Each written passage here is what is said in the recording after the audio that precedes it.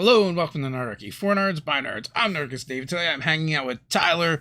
Uh, this Thistle Sifter. Is that how you say it? Your handle? Thistle Sifter. Yeah, over on TikTok. Which I've been aware of you for a while because I've been watching. I guess I started seeing you kind of doing TikToks in character as the wizard. Yeah. Yes, as R Dub, my redneck wizard. Yeah, He's a good one. nice. So if you'd be so kind of like introduce yourself and tell people a little bit about what you do. Okay. As far as D&D goes, I'm on TikTok. I make a lot of content more geared towards DMs. I also have the character R Dub, and he's essentially just a very intelligent but poorly educated wizard that that lives in the holler and just is fighting the good fight against big magic, trying to keep all the little wizards safe out there. Nice. He's a self-educated wizard. Exactly. Oh no. That could go wrong in so many different ways. Well, and the way I started, the first video idea I had about him was just the term shade tree mechanic. I don't know if you're familiar with it, but it's just a Shade tree mechanic. mechanic. No. It's a mechanic that doesn't have like a garage. They have a shade tree out back, and you can Uh, park your car back there. But they have a tendency to be like, oh, this thing from the factory, you don't even need that, and you can like tear it out and like take these pieces together, and it'll yeah. work just fine, and it'll usually work. But it's also kind of got that sketchy feeling to it. And I Yeah. was like, what if you did that with magic? Like, oh, you don't need a half of them runes in there. You can just take them out, and you can have this spell do all kind of things. Yeah, that sounds about right. I've not seen it done. It was an interesting idea for me. It's R Dub's based off of a lot of real life people that I've So met. redneck Just engineering meets magic. exactly. Nice. How did you get started in gaming? Oh, and so I've been playing for roughly 17 years. I started playing kind of D&D when I was about 13. My uncle got custody of his three boys and didn't know what to do, and he played D&D back in like when it was still owned by TSR and everything. Yeah. So like first, second edition, and he just started writing down like all the tables that he remembered, and we started playing with that for a few years, and then we got a couple books, and but all of it was almost unidentifiable as D&D because we were all 13, 15, somewhere in there, and He just recreated your making a D&D mess. game from memory. Most of it, yeah. Like he wrote out the THACO chart, the entire table that had like all the saves on it against like different effects. Yeah. Like he wrote out a bunch of them, and we used those for like 2 years, I think, before I could I not imagine bought having some. all that memorized. And well, and like I said, about 2 years, and then I actually got some of the first edition books off of eBay, Yeah. and some of the tables were off. Like I think THACO was off a little bit, but it was only off like a number or two. Like it Yeah. was really close for not having played in like 40 years at the time. Yeah. So it was, but yeah, it was. And then like we rarely got into the books. Like I am currently year into the first module I've ever actually DM'd. It's a Rama the Frost Maiden in a home campaign, but like everything was just like, hey, I don't know, 20% chance of that happening. Like none of it was identifiable as D&D. Everyone who actually played D&D would have been completely lost. Actually, like that's not too far off for a lot of things. I mean, anytime something crazy was asked for in one of the old AD&D games, the dungeon master would be like, I don't know, roll a D100. Yeah. And then depending on the roll, they would just arbitrarily pick something that happened or didn't happen. So Okay, I so I've think been keeping with it. it was pretty consistent with probably how they used to play the game. Outstanding. You Because yeah, it know, was all just 15-year-olds, whatever we could think of. yeah. Now, did you from there? Did you move into third edition? I actually never played third edition. I played, well, I had friends who played 3.5 when I was in high school, but I am extremely anxious. So I talked about playing D&D, but I didn't actually want to play with them Uh, because I played an older edition and it, like I said, it was all homebrew and weird. yeah. And I was a teenager. So I was like, oh, I can't let them know I don't know how to play. So I just didn't play third edition. And then I got into the Navy and I played a little bit of fourth. And then couple years ago, I started playing fifth edition. What brought Probably you back about into the four. hobby? I was actually talking to my cousin and one of my friends that from high school that played D&D, and they were like, "Oh yeah, we were thinking about getting a campaign together." And I was like, "Awesome, yeah, I'd love to play." Mate, we were going to play 3.5. I was going to learn it, and then we played 2 sessions and it died. So I was like, "No, I can't." Like, I just got started. Like, Yeah. it's no. I'll DM again. So I started a campaign and taught everyone fifth edition. So what is the our role playing scene like where you're at, where you're from? Role playing is just in general, it's fairly small. There's not a lot of like shops and things to go role play, especially of course since COVID hit. Yeah, yeah. Whenever But I ask it's questions like that, I generally mean like in the before times. oh right. Well, it's not too small. I live close to a fairly large city in Alabama, and they have like maybe 2 game shops, but neither of them were. They had fairly small groups of people. Like everyone who was playing there already Yeah, had a group, so there wasn't a it wasn't a flourishing scene, as yeah, you might yeah. say. Well, you know what I found odd? A couple of months ago, I came across like a it was like a graph of like where people are playing D&D, and I was really surprised. Like I figured like along the coasts it would be more prevalent and like more heavily populated areas it would be more prevalent, but it was like the opposite. It was like Huh. flyover states in the Midwest and That's because there's nothing to do there. They got all the time. yeah, I guess that was the conclusion that I also came to is like, well, I guess there's not as much to do, so Yeah, they there's play D&D. hey, we got 6 hours to sit around and wait. So let's roll initiative. So, have you explored any other RPGs yet? I've played a couple. I'm actually on TikTok. I'm sure you've ran across a couple of the beggar talk videos. Yeah. I'm friends with a couple of those guys. I've played Vassen, Paranoia. Paranoia was a blast. It's like that. It's a dystopian world where everyone is a mutant. Everyone has a secret organization, and it's illegal to have any of that. Yeah, yeah. And you have like 6 clones. Like the first session I played, I lost like 3 clones within like it was like, okay, this is kind of how you play the game. Let's go ahead and start. Yeah. And within an hour, like an hour and a half, I lost like 3 clones. Like it's crazy and it's brutal. It's a very fun game. And I've played a handful of others, but nothing like long term, unfortunately. Yeah, I've not played Paranoia yet. It's definitely kind of like on my radar. It seems like a really fun beer and pretzels kind of game, It is very much so. just in its ridiculousness. Are you usually a GM or a player, and do you have a preference? I that's a tough question because I really do enjoy playing, but that the inner control freak just really wants to DM.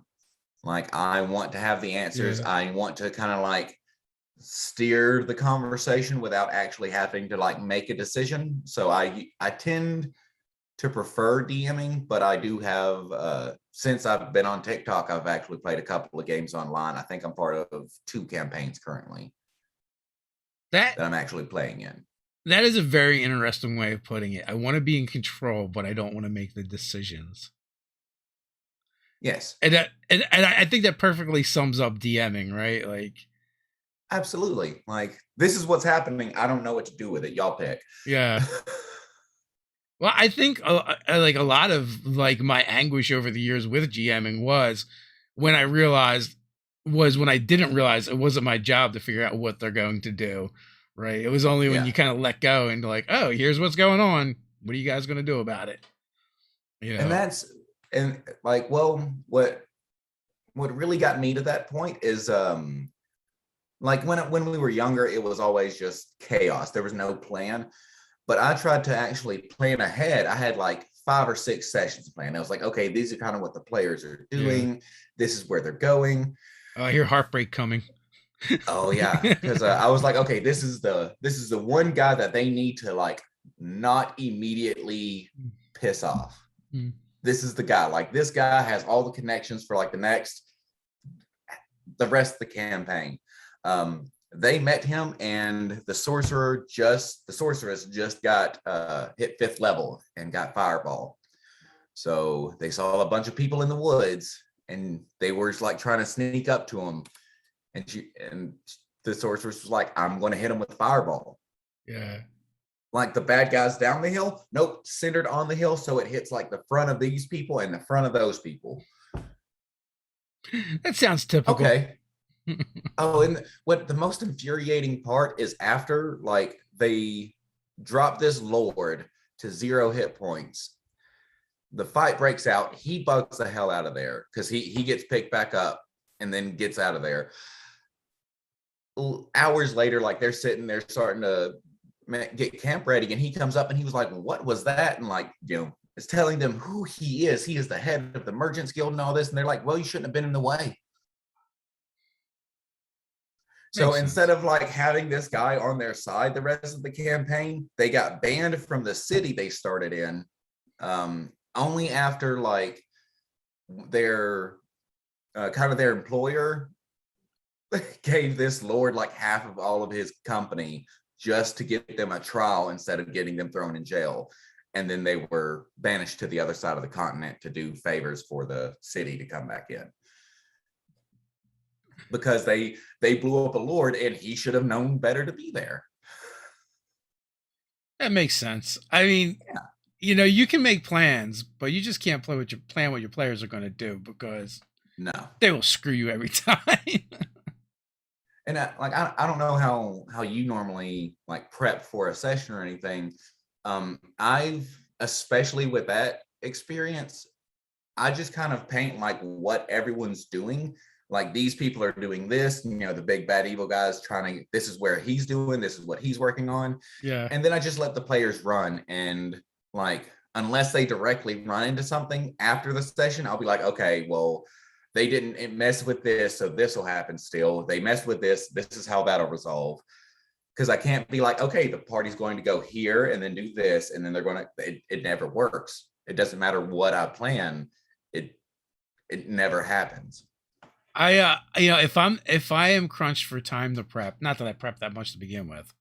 I kind of agree with the things you said, but if I am crunched for time and there's only like one thing I can do, I will usually choose to take a nap. That's I think that is the best piece of prep you can do. I mean, it's important. It is definitely like DMing is definitely like an entire role in and of itself. Like there's a little bit of a performance anytime I get behind a DM screen, like just to have that, like give them that little bit of excitement so that they actually buy in. Yeah. So it's definitely a performance. Like you can't go into a DM and go into a session and just be exhausted. So you said you've just run or in the process of running your first pre-written adventure. How do you like that compared to just kind of like making up your own stuff or winging it or whatever you normally do? There are definitely upsides I do really like about it. It cuts down so much on prep. Um, the party I'm DMing for, they are much higher than the actual like level for that module. Yeah. So like I could, but the story is still there, so I can just beef up some of the encounters, and it's good enough. Like it's all close enough. Whereas home brewing, it's okay. I got to figure out who they're meeting in this next town, and I got to make up these names, and or at least have, a list of just random NPCs. And I think the part of homebrewing I like more than running a module is it's mine. And I don't have to worry about what else is written. I can just be like, actually, they're running into this thing at this, in this city instead of this other one. I can just tear it apart, and there's no, there's not, 3 decades of history behind it that they can be like, well, actually, when this happened and last time in Austin, none of that's applicable. Right. You don't have to hear about what Dritz did in 10 towns exactly 20 years ago. For sure. And also, the other thing is, like, when you're running an adventure, at some point it gets linear. So if they go so far in the other direction, it's like, oh fuck me. Now how am I going to get them from here back over to there to make this thing happen so we can get through this adventure?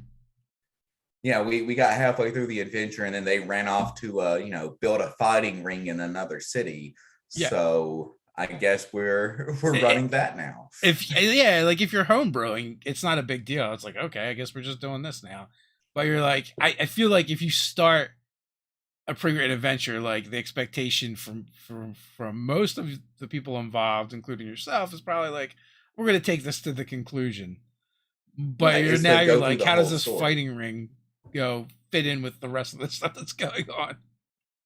There's always a way, though. Like, the one of the people, whatever the original storyline was, there's someone that will be interested in dealing with a fighting ring. Yeah. And you just have them introduce themselves and kind of pull it back that way. So now that you're playing as a player a bit more, do you have a type when it comes to the characters and races, classes? Small wizards. I don't know why, but small wizards. Okay. I am currently playing. So the first character idea I ever had for 5th edition was a Halfling Divination Wizard, because I was reading through the feats and I saw Lucky, and I was like, oh, that's essentially this skill from Divination Wizard. Yeah. And I just never played them. And one of my friends was like, hey, we're having not a big stream or anything, just a small group. And I was like, can I play this guy? And his name is It Though For Real? And he is a Halfling Divination Wizard who is just he really thinks he's a criminal, but he's not. He's a rich, pampered, trust fund kid. And it's just a lot of fun to play him, because he has that overblown sense of position and authority. He's the Vanilla Ice of gangster rappers. yes, exactly. But I don't know why. I think part of my attraction towards wizards is obviously the magic, but the variety in spells. What do I want to try and do with this character? And I can probably do it with the entire scope of wizards in 5th edition. Yeah. Well, you start stacking divination, lucky from being a halfling, and then the lucky feat. And then all of a sudden, you're manipulating dice all over the place. Yeah. And I'm planning on taking what is it? There's Second Chance and Bountiful Luck. Yeah. I believe Bountiful Luck is the feat that allows you to give other players in your party a reroll when they roll a 1. Yes. Yeah. So I'm looking forward to that. Well, because of course, when I first told the DM, I was like, hey, Divination Halfling Wizard, he was like, oh, you're one of those players. Yeah. And I was like, look, I really want to play it. He has a backstory. Yeah. And he was surprised, because I started using all my portents for the other people, because we were in combat. I was getting torn up. I was trying to run away. Yeah. I'm not sitting there trying to whack at this giant monster. So yeah, the monk, they can have that 17 I rolled at my long rest. Yeah. Nice. So you use it. Yeah, you want to be more of a buffer. Yes. And I've always leaned more towards support roles. I really do enjoy support roles. So you're also playing in a stream right now. What's the stream you're playing in? So the stream we're playing in, we are currently 7th level. It was in Taldore. It is currently in a homebrew country called Nadoria. Yeah. I don't know a whole lot about it yet. We're starting that January 6th, but the only thing I do know is that like I'm playing a celestial warlock, and my patron is somehow tied into the plot of what the DM is planning. And my celestial patron is my warlock. You're your My own patron. That's funny well, because we'll do like, I go ahead. I was just saying that my warlock is a puppet. My warlock is essentially, we keep referring it to like kind of a Mars rover, where I'm just like, I was made for the purpose of releasing my patron, and I am under his control, and he just sends me like little messages like, hey, this city over there, and I won't hear from him for months. But like, I am a very zealous, very devoted warlock. So like, he says go over to the other side of the country, and we're marching to the other side of the country. Nice. We do where we D&Di's characters sometimes. We did Doctor Doom. We're like, Doctor Doom is probably a warlock, but his patron is Doom. So yes, he is his own patron. He's his own patron, you know. Or Thor is a Tempest cleric, but he's a Tempest cleric of himself. Yeah, Yeah. I could see that. He definitely gives that vibe. Yeah, for sure. So how do you like streaming compared to playing, just playing, casual games or, your home games? Well, until I got on TikTok, I have, even now really, I've not played a whole lot. I've not DM'd a lot online, and playing online is completely new to me. But I feel like it doesn't affect it too much, especially once we start playing and I am focused on like what my character is doing and what the other party members are doing. Like, I tend to hyper focus and I forget we're actually being streamed. So Oh yeah, it's yeah. not too much of a difference for me, at least. Have you GMs for streams yet, or just as a player? I have not, and Yeah, I am terrified to do so. it is. I I feel like it I is have very scary, bad but then you luck. start, and the same way you start playing and you just fall into the game happens when you Yeah. stream as a One GM. my biggest hang up on GMing online is I'm just not super familiar with any of the virtual tabletops. Yeah, So like, I have to find a way I can,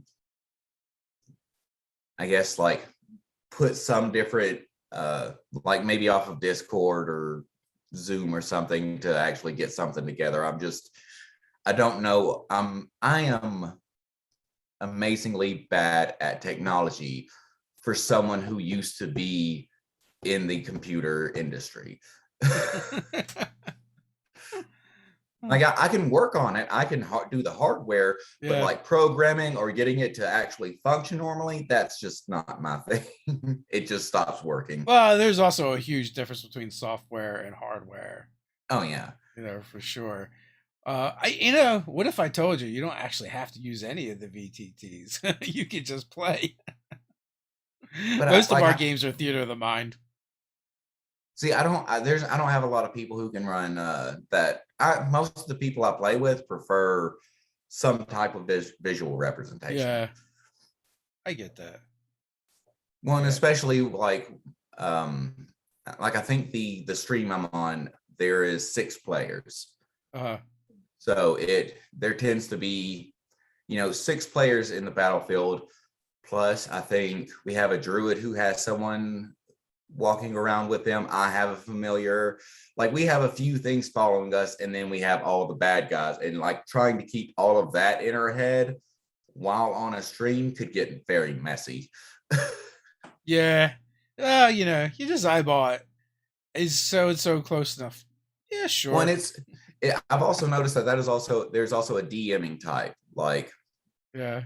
a lot of people can't do theater of the mind, or the DM isn't comfortable doing theater of the mind, because you do have to shift away from like actual like hard measurements.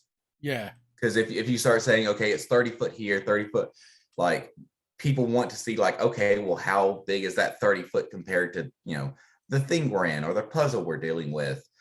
Whereas if you're doing theater of the mind, you can say, oh, it's a large room. It is, you can be more descriptive instead of being like, okay, it is 40 foot long by 20 foot wide. And you have to have more of a, It's like the difference between your grandmother cooking and telling you how to cook something and going exactly. off of a cookbook, right? It's like Yeah. And just a there's no pinch, cup. just a dash. Yeah. What does that even mean? You got to put enough in there. Yeah. Oh, well, thank you. Sly Flourish has a really good like just a PDF he did or whatever. It's just like a page or two of of guidelines for running theater of the mind to make it easier. And I think like we all just come up with like our own things. It's like, oh, if there's 5 enemies there, I'm like, oh, you class fireball, you can get 3. You get all 5 if you don't mind hitting one of your own players. Yeah, Yeah. I think like we do think. I think you tend to do things like that a lot. Well, and that's also I feel another thing, like you got to have some trust with your DM to be like, Yeah, oh, well, there's 5 goblins, I can hit 3 of them, okay. yeah, Like, because I definitely know people who are like, no, where exactly am I putting that? yes, Like, that's actually in my home campaign. That's a running joke, because the first party I had, there was a dragonborn, and one of his favorite things to ask was, how exactly are they arranged? yeah. So in It, person, do you use maps and minis? I do use maps and minis on especially like bigger combats, Yeah, like really anything that the party has been moving forward to. We also have a whiteboard and a grid sheet that's laminated. So yep, worst case scenario, I can be like, okay, this is kind of where y'all are, and this is where the thing is, and like this is the door. So just a very rough idea, and then usually we won't pull out minis. But for bigger encounters, I do like to be a little bit more dramatic and theatrical. when I bought my first house and the group that we were playing with, one of the first things I did was buy a piece of plexiglass and grid it, and we would use D6s and D4s. You know, you'd be like, put a bunch of D4s on the table and be like, all right, everybody, pick the D4 that looks like your character, and then we just use the D6s for monsters. And the reason why we did that goes back to what you're talking about, trust in your GM. Because our one GM would be like, the ogre is going to smack the wizard. We're like, but the wizard's in the back. How do they get to them? Yeah, And then also in third edition, it became a lot more important because you had attacks of opportunity that were introduced and yeah, flanking and things like that. But also, we really did it because we had a GM that we couldn't trust and did not trust and was very adversarial. So it's like he would yeah, just like change everything to make it more beneficial to his monsters. yeah. Oh, now, Where now the ogre's going to squish the thing that's been giving him a problem. Well, yeah, how?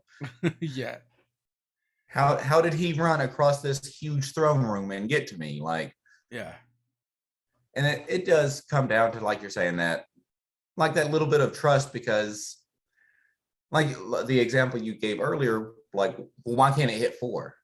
Like you said, it can hit 3 goblins. Can it not catch that 4th one?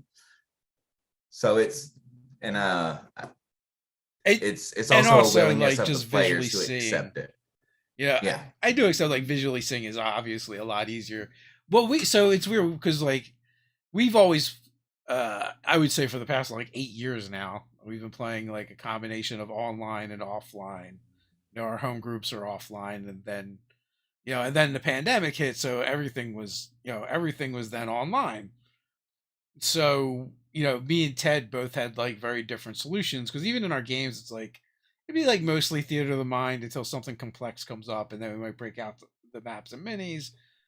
And you know, Ted likes crafting and creating stuff, so he always did a lot more with that stuff than I did. Um, but we had been working with Dungeon Fog, so I was like, oh, you know what? I can make the maps over here, and I can just like show it on the screen. And they had like a feature that almost made it like a VTT, like Yeah. I want to say VTT Lite. So I started doing that, and then he started setting up an extra camera, and he would put out the terrain and the minis, and just turn that camera on when when he needed it, and change out those scenes. Nice. So even virtually, we found like different ways of doing it. And then like dumbasses are like pointing at the screen, put my mini over here. I'm like, oh, you can't see what I'm doing. So there's a bit of a learning curve with that as well. Well, I DM'd a one shot online. It's the only time I've DM'd online, and Yeah. I have a whiteboard to my left here. So I just took my computer screen and put it over here so it could see the whiteboard. Oh And I was yeah, like, yeah. okay, this is the cliff. These are where y'all are at. This is the monsters. So just to give them that first visualization, and then from there it was pretty much theater of the mind. So there's a stream called General Adventuring Company, and the DM Adam will use the whiteboard method to make terrible maps that he then holds up and shows to the camera for people to check out. They're a great bunch and a lot of fun to play with, and I kind of like want his terrible maps to never go away from that stream, because it's part of the charm. So I know I've let a few cuss words slip. I hope that's not too bad of too much of a problem. Cussing, I'm not sure how No, we y'all. shoot for PG-13 ish, and when people ask Okay. me about it, I'm like, you get one F bomb, but I don't really give a fuck. Well, So, talking about drawing and using the whiteboard method, as I yeah. said in my home games, we play at one of my friends' house, and they have a huge whiteboard put up, Yeah. and the entire. I'm not artistic, and one time I went to draw something, and they were like, "Wait." They were in the desert. They Yeah. bartered. They aggressively I have a bartered for feeling I know a. where this is going, but go ahead. Continue. Well, we were drawing a little wagon. They bartered for a little caravan. There was a Yeah. caravan. They bartered for a wagon from them, and they had two camels. So I drew the camels, and they were like, "What are those?" Because I didn't say what they were. I just drew them, Uh-huh. and they thought it was some kind of like monster or something. And I was like, "No, those are camels. Yeah. Those are shit camels. Those look like turds with legs, man." So there is still right now, I could go over to my friend's house, and in the whiteboard we draw on, in the very top corner, there's a little compass rose Uh-huh. that has a camel drawn in the middle of it. That like the hump looks like a little swirling poop emoji. Nice. Because and like everything, It's now canon. It's now canon in your yeah. world. You have shit Well, and camels. those are the two things that my players will never let go: the shit camels, and Uh-huh. just in general, like my awful drawings. Yeah, yeah. Like I'll have like I got to the point when I was drawing on I'd use grid paper, Uh the like the little easel pad grid paper, and instead of drawing bushes, I would just write bush, because like I that and yeah. well, because like they were like, well, what's that? Because every time I put a map out, Why do your there was bushes 10 look minutes like of, well, pubic hair? what's that supposed to be? Yeah. Well, what's that supposed to be? That doesn't look like a tree. I was waiting for there to be a dick joke in there somewhere. It's just knowing like most of the groups I've played with. There definitely are. Like Yeah. isn't that one of the D's in D&D? I think so. I think so. We all have the mental maturity of 13-year-olds pretty much. Yes. I'm actually playing with my son. He's about 12 now, and Okay. he's just now getting some of the jokes. It's beautiful. Because he's been playing, my oldest son has been playing since he was 8. Uh-huh. And like he was young enough and like didn't have the attention span to focus on like what was going on and what everyone was saying. So there were just a lot of jokes that he was like, ha ha. Everyone else was laughing. And Yeah. now as he's getting a little bit older, someone will say the joke and he'll be like, wait, is that what that means? Yes, Yeah. that was a joke. You watch him like evolve in real time and learn Yes. these things. Well, it's also like, as far as parenting goes, it's a good way to gauge like where they're at. Their maturity. Yeah. Yeah.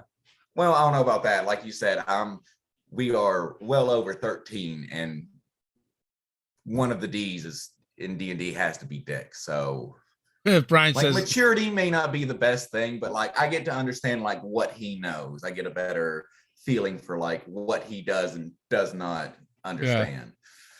Brian says that's the fourth pillar. Dick jokes. It is. It is. Like I've never sat at a table where there weren't at least innuendos and dick jokes thrown around. Like that's Yeah. part of it. I've got two kids and only one of them really plays D&D, and he's kind of like in and out of the hobby. You know, he's more of a video game player, and sometimes he plays with his friends, sometimes not. It depends what's going on. And my daughter has like zero interest. She's like nerds. We've done pretty good with our kids. All three of them are pretty big nerds. My oldest, like I said, he's about to be 12, and my youngest is 6. We're supposed to be starting a home campaign soonish. Yeah. But yeah, it's very much going to be one of those like, okay, what do you want to do? Roll me some dice. And just kind of like not super worried about the rules, just kind of wanting them to get into the idea of like, hey, this is kind of how to play a character. Like you're playing from your character's perspective, not yours. And of course, my youngest son is playing Batman. You know, you'll be surprised though. Like, I mean, 6 is still young, but like, yes, when you get into the tweens, Ted runs this game. He calls this kids game, and it's like one of his friends. It's one of the dads, and then there's my 2 nephews, my niece. And my niece is the youngest of them all. I don't know, just 8 or 9, just little. And and she'll play for, whatever her attention span will last. Yeah. And then, my son was in that game for a little bit. But like, the amount of role playing they do, is pretty complex in comparison to when like I started playing. Like when I started playing, we did not role play at all. Yeah, you pretty much talked about your character in third person. We were really just there to murder monsters and take their stuff. Yeah, like we never did voices. Yeah. Like that was a completely new thing. Like it was never like, oh, I'm going to go talk to the king. It's like they're going to go tell him exactly what's going to happen to that kingdom if he doesn't bend the knee. It was never like any flowery speech. It was very like, okay, this is what my character is doing.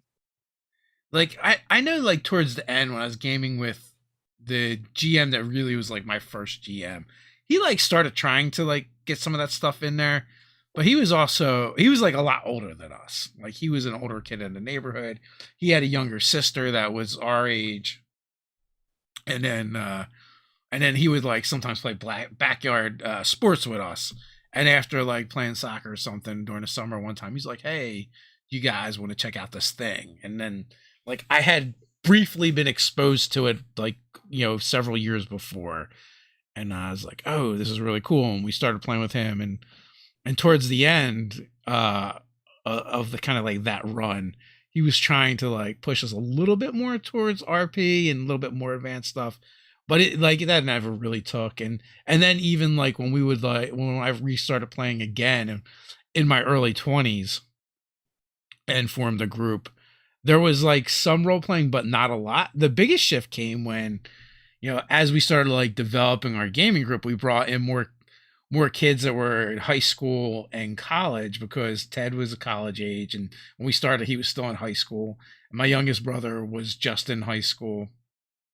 So we ended up like recruiting like mainly from their friends to play.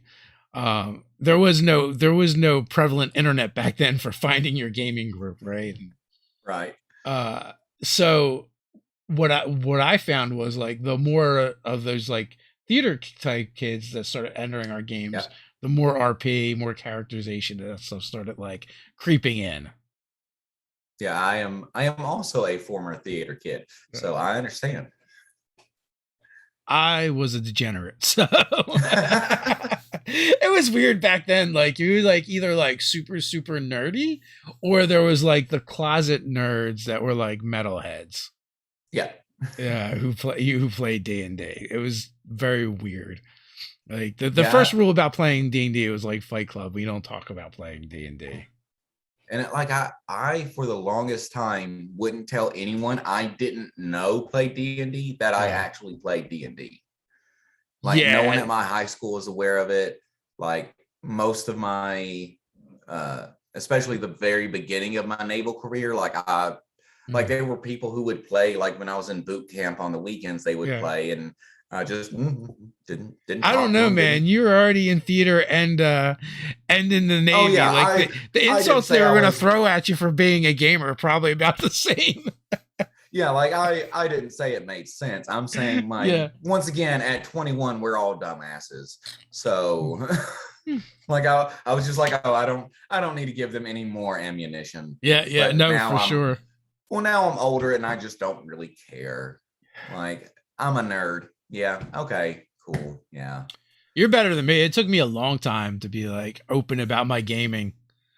It's weird. It's like, I mean, not that it's the same, but it kind of like feels like coming out of the closet for being a gamer and playing D&D, Well, yeah, like especially. especially Go playing ahead. that like long ago when it Mm. was like you like even I'd say because my mother grew up or not grew up but with my older brother, like it was right around Satanic Panic. Yeah, So like granted I didn't start actually playing till like early 2000s, late 90s, yeah. early 2000s, and she was against it. Your older Like brother we is much older than. yes. Yeah, uh but well, and he was, yeah, but we my mother was just super against. She was like, no, we're Christians, you can't play D&D, yeah. like it'll get you into like other gods and stuff. No, it It's no so no weird, right? Because like that used to be the sediment, and now like last week we had on the RPG mom, who's a reverend. Yeah, yeah, like it's completely like changed because like and like you're saying you're talking about like actually being more open with that you play TTRPGs. Like a lot of people don't get that. Yeah, Like I said, like I didn't, like I had friends from high school who still are unaware. Like the only reason they know I play D&D now is because they've seen my TikToks. yeah. Like, like it's just, it was something like you didn't talk about unless you knew it was a space you could talk about it. I didn't start talking about it openly until after we'd been doing Nerdarchy for a little while, and we had reached some degree of success. And then like, because then you could kind of speak to that success, Yeah. and like people understood that, and they understood like, oh, you may be doing this thing I think is stupid, but I also probably have a thing that people find stupid that I would like people to give me money for, or be Yeah. successful at. Yeah. Like who wouldn't love to get paid to do their hobbies? Yeah. Yeah. And that was kind of like the kind of like the eye opener the kind of like the game changer. And that, but then I will say, even in the time that we've been doing Nerdarchy, I feel like gaming and D&D feels so much more mainstream even Oh yeah. now than it did when we first started in 2014. Yeah, absolutely. It's had an explosion in the last 5 or so years. What did I just see in my feed the other day? It's one of the celebrity games. It's like Jack Black and Deborah Ann Wall. It's like, it's one thing like occasionally like celebrities to filter in, but like, oh, they're like people that actually in a bunch of stuff that I watched before. Oh, So oh God, I can't remember his name. I remember he's married to Sofia Vergara, Joe Joe Manganiello, like, Manganiello. yeah, Yeah, Joe Manganiello, right? Like he's kind of like he's a celebrity and a star, but like honestly, I have not seen that much stuff he's in. I've seen a good bit of stuff that he's in. And the last thing I watched that he was in was like this like superhero movie on Amazon, and it was kind of Maybe. terrible. It was bad. But no, and well, Vin Diesel, Terry Crews, like they are Yeah, also like Vin Diesel has talked about like being in D&D, yeah, like playing it for a while. Terry Crews, I'm not sure, but I love Terry Crews to death. I watch anything that man is in. They got like a bunch of But wrestlers now that have like a stream or something where they play. I've Um, not seen I that. think it's Shallender in the chat is always talking about it. He's probably going to bring it up any minute now. But yeah, it's like it's super. It's like it's living in Bizarro world to a certain degree in a good way. Oh yeah, like it's like there's like I little 13-year-old Tyler Yeah, never thought he would be like making videos, which granted, not the same degree of success as Nerdarchy, but like for doing this a few months, like I've got 4,000 people that are like, yeah, D&D. yeah, And I never thought that would be a thing. Like I said, I wouldn't even tell friends that I played D&D. And like now it's mainstream, and like there is enough open support for it that like I know a lot of people that are making careers out of D&D or tabletops or things related to, whether it be dice making or miniatures or whatever. But yeah. like it is really cool to see that happen. Thanks, Shallender. Critical botch with AEW wrestlers. I knew it was forthcoming. Do you enjoy streams? Do you like watching streams? I do watch a couple. The first one I actually watched was Critical Role. um I don't have any that I watch as consistently as I used to watch Critical Role, but I do watch, especially like I have a lot of friends who stream, so I tend to like watch their streams. And Yeah. but there's not a lot of big streams that I follow. I generally don't watch stream games. It's still a weird phenomenon to me. And I appreciate the people that do it and the fact that it's a thing now. Even like when we first started, like there wasn't many people putting games online, and ours weren't live when we first started doing it. Um, it used to be It Me JP was like I feel like they were like one of the first people streaming games on a regular basis, and Yeah. I don't even think they really. I don't know when they started off if they even really streamed them. I think they like if they did, they were streamed it and then it went up on YouTube really fast. But like when we first started, they were around and they had the Mirror Shades game going for Shadowrun, and like it was the novelty was kind of cool, but I never really understood what people saw in it. But I knew that they liked it, so we started taking some of our home games and throwing them up there, and I think like the very first time we did that, like that video's got like 150,000 views on it, which I mean is a lot, but it's not Yeah. really a lot in the YouTube sphere. Right. But it was still kind of crazy, like the number of people that will watch those, the number of people in our chats that'll talk about like things Yeah. in our games and stuff. And it's like, we did that. We probably did that for the first like 4 or 5 years, and then like streaming was really starting to take off. So we're looking at what was out there. It's like we need to either really up our game, or maybe we just like shelve this for a while and just make it our home games. Plus, like the way we did it was bad. Like in the sense that we just kind of like conscripted our friends. Be like, hey, we're doing this thing called Nerdarchy, and we now put our games online, which means you're in our games, so it's going online. I mean, they were all cool with it, but also like I think you need a Right. specific group to do that stuff, and definitely you should be a discussion, and that stuff needs to be kind of like figured out and hatched out with them, and Absolutely. whatever mistakes you could possibly make, we did, and thank God that a lot of those videos or all those videos were pretty much pre-recorded. Would not have wanted some of them to be live. I don't know what your friends are like, but mine can be Oh yeah. terrible sometimes. And they're Yeah. just like, dude, you can't say that. And then they Yeah. go and say There's something even worse. And the next thing you know, I'm like, all right, wait, now what was the timestamp at? Because I'm gonna have to go back and edit that part. Yeah. But like you were saying, like having like streaming, you need especially a D&D game, because that is a serious commitment of 3 to 4 hours at least. And then like you got to have a decent group that can be engaged without all trying to just like get in front of the camera, Yeah, if you get what I'm saying. Like they have to be comfortable in front of the camera, because it's and they like I don't know. There just seems like a lot to go into it. It's another reason I'm nervous about trying to stream or anything. Yeah. Well, at the end of the day, it is a show, right? Yeah, In addition to being the game, and it has to be a consideration, and there's certain things that goes into putting on a show that you don't have to think about when you're just playing the game with your friends at home. exactly. Like you're gonna want to, you really are probably gonna want to think about casting and who's in your game. Is representation, is it something that matters to you? Yeah. Can you have a diverse group that's gonna play? And like if you're putting this stuff out for public consumption, these are all things you should probably think about and probably do. And like casting is the thing that I like the least about it. Well, and you're also going to have, because like one of my biggest problems on with finding players is finding players who like, yes, every Saturday or every other Saturday, guaranteed this will be a thing I will do.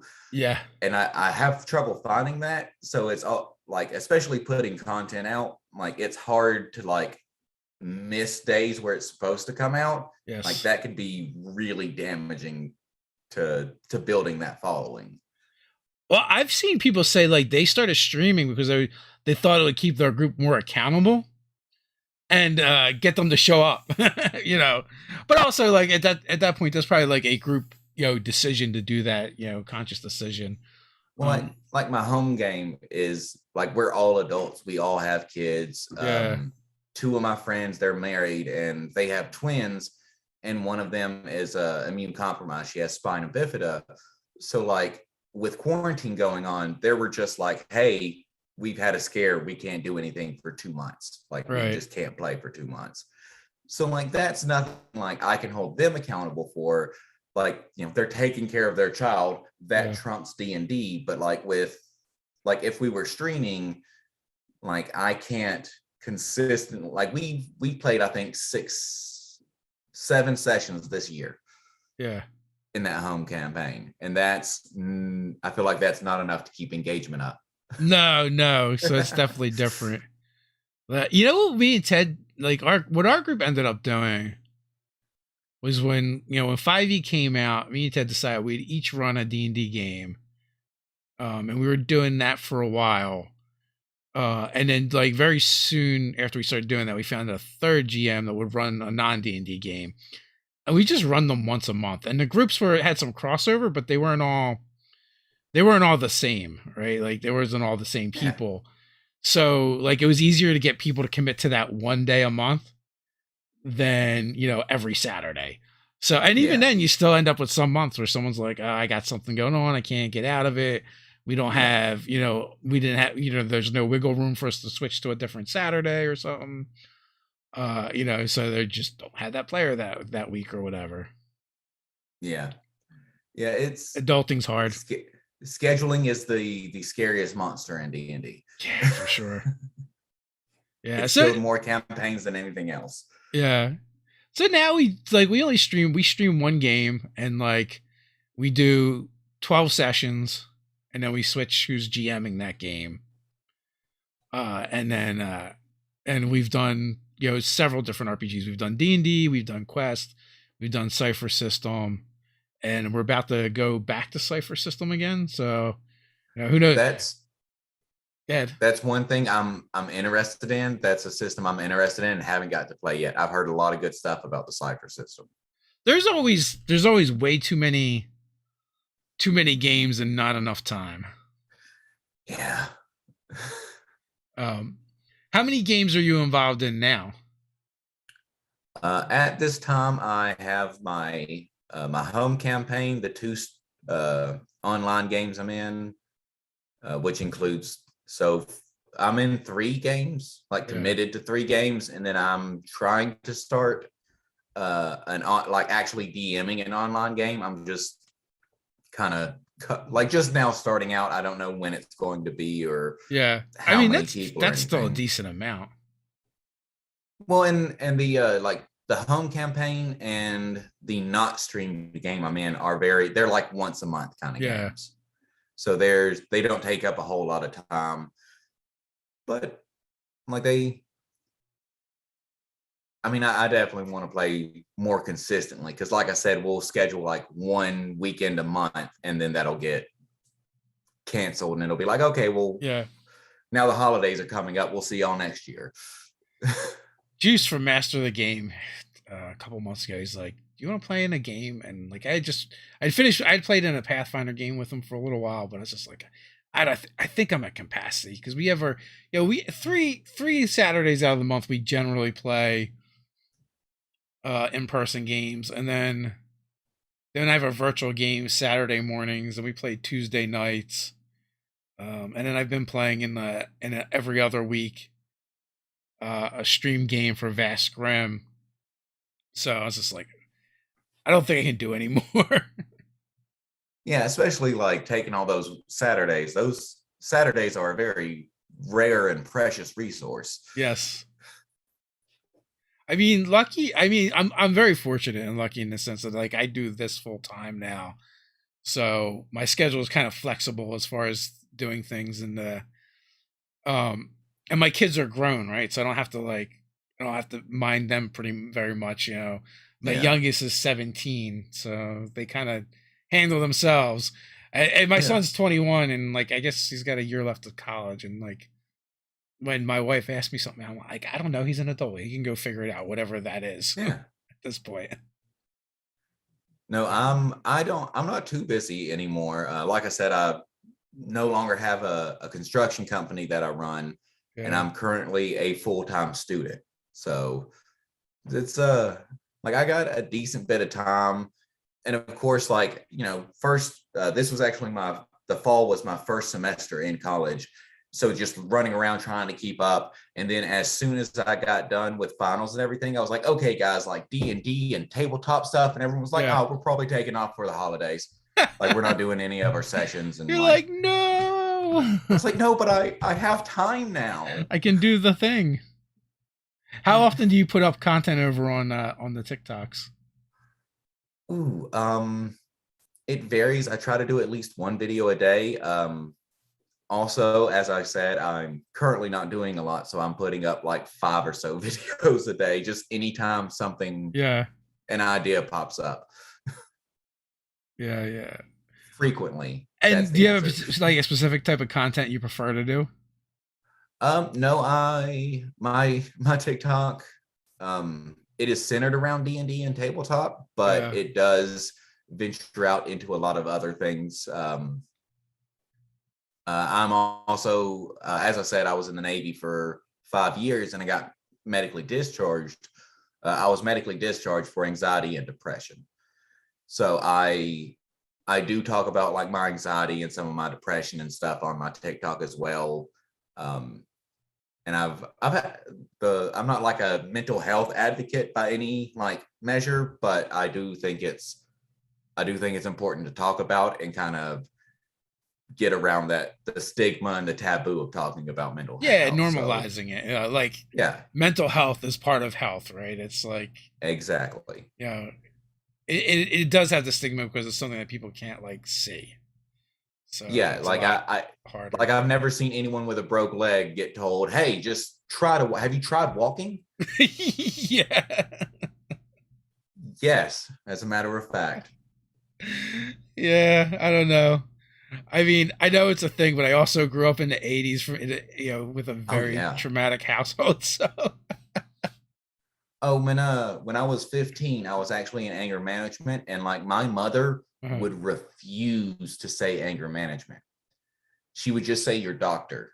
And of uh, course, being like a 15-year-old, I was like, so an optometrist? Or what about a dentist? yeah. A chiropractor? And like just like go through all of them until she was like, it's your anger management. Like, yeah, like it's just that weird, like, oh, I need help handling something. So that's like a negative thing. And Yeah. it's not like I wouldn't be like, oh no, I have a cold. I can't tell anyone. I just gotta suck it. No, like I got sick. It happens. I mean, that stuff's getting so much better now, though, than like when I was a kid. Like, I was in special education classes up until Yeah. like sixth grade, and like they just like it was like it was weird because it's not like they really had the programs that they have now. It was more like to get you out of the general population Yeah. than anything. And you know, depending on how bad, you know, your issues were, you kind of determine, you know. So like, you know, I just had some learning delays and stuff like that, and I was able to catch up or whatever. But now, like, my daughter's had similar problems, and like she's had a speech apraxia and Yeah. and different things where like they have like the plans they have in place are much better Yeah. and holistic Absolutely. than what we had when we were kids. They're just like, they're just either the dumb kids or the bad kids. I got an idea. We'll just put several of them in a room over there by themselves. Let's put them over there. That's Yeah. and see, now they're taken care of. Yes. We No, we no longer I can was a see them, talented and so the gifted. problem is solved. Exactly. That's how that works. Or that's how it used to work. It's gotten much better though. It has gotten much better. There is still a long way to go. I was a talented and gifted student, so just a whole slew of like I'm neurodiverse, Yeah. so just to like being told you're special because of how much better you are than everyone else, and then being put around like the cream of the crop in your school, Yeah. like you're immediately no longer special. So like Mm. it gives you that like sense of like, oh, I have to be perfect. And then like if I try something and I don't get like great at it or near perfect at it, then I'm awful. I'm trash. And like it Yeah. gives you that weird complex of like perfectionism. Like The it's crosses we bear. So we are just past the hour mark, Tyler. okay. Final thoughts before we head on out? No. Well, thanks for coming on. I uh appreciate it. It's been good chatting with you. And until next time, everyone, stay nerdy and just remember links are in the description as always.